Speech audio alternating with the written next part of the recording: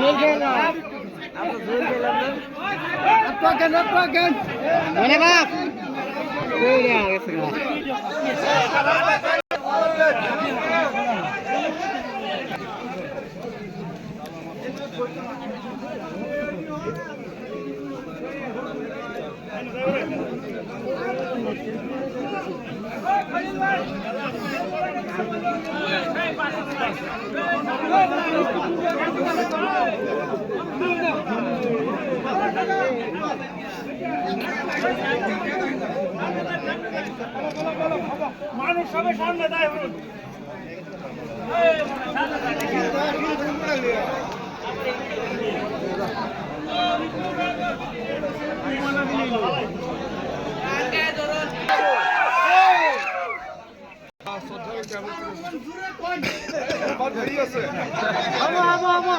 আপোনালোকে মাত নিদিব তেতিয়াহ'লে দাদাৰ কথাখিনি শুনিব পাৰিব।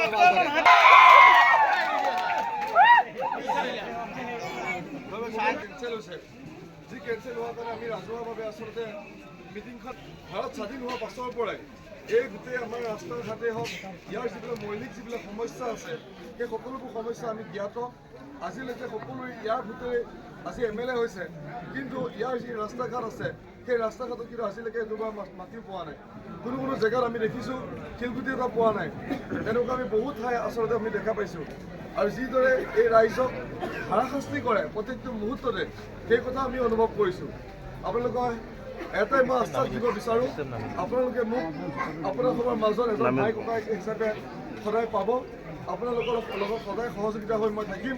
আৰু আপোনালোকৰ যিমানবোৰ সমস্যা আছে সেই সমস্যাবোৰ আজিৰ পৰা মোৰ সমস্যা হ'ব।